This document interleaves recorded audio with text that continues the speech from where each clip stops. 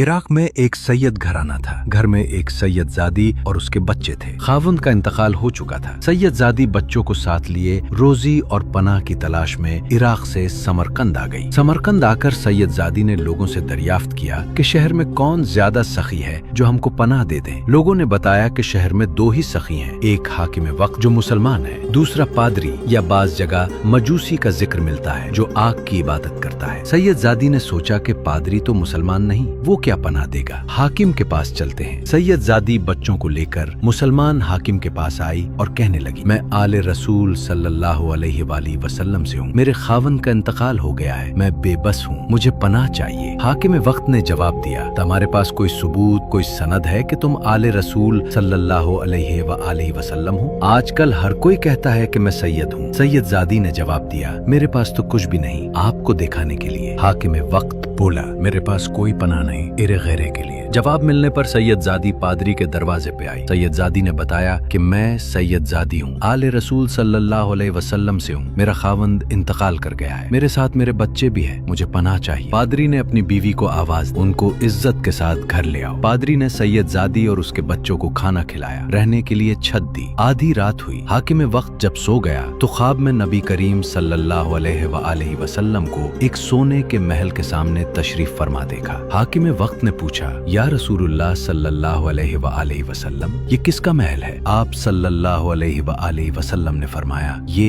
एक ईमान वाले का घर है। हाकिम वक्त कहने लगा, मैं भी ईमान वाला हूँ। आप सल्लल्लाहु अलैहि वसल्लम ने फरमाया, तेरे पास ईमान का कोई सबूत, कोई सनद है तो दिखा दो। हाकिम वक्त कांपने लगा। आप सल्लल्लाहु अलैहि वसल्लम ने फरमाया, मेरी बेटी तेरे पास आई तो ने उसे सनद मांगी, दूर हो जा मेरी नजरों से। हाकिम वक्त जब बेदार हुआ अपने बाल नोचने लगा, पिछताने लगा। जल्दी से नंगे सर पांव पादरी के घर पर आधी रात को दस्तक दी।